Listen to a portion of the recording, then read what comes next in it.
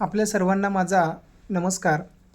मी जवान लेखक कवी विकास वाघमारे दिल्लीतून माझ्या प्रिय शेतकरी वर्गासाठी एक कविता सादर करत आहे. कारण माझा शेतकरी वर्ग सध्या नैसर्गिक आपत्तीमध्ये सापडला आहे. त्याच्यामुळे ही कविता मी सादर करत आहे. कवितेचे नाव आहे निसर्ग राजा शेतकऱ्यांचा अंत नक पाहू.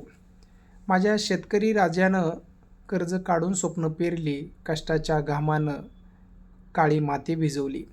सूर्यचंद्र साक्षी ठेवून दिवसरात्र शेती जपली. एखाद्या लेकरासारखं पीक पिकवलं, जपलं, वाढवलं, फुलवलं. आईच्या कुशीतलं स्वप्न मायाळू हातानं पेरलं. वारा पावसाचा मारा सहन केला, हृदयात स्वप्न घेऊन दिवसरात्र तो जगत होता. उगवलेलं पीक पाहून कर्ज फेडू मनाशी अशी गाठ बांधत होता. परंतु निसर्ग राजाने थट्टा केली, एका रात्रीत पिकं सर्व उद्ध्वस्त झाली. भर पावसाच्या पाण्याने पिकं मातीसह वाहून गेली.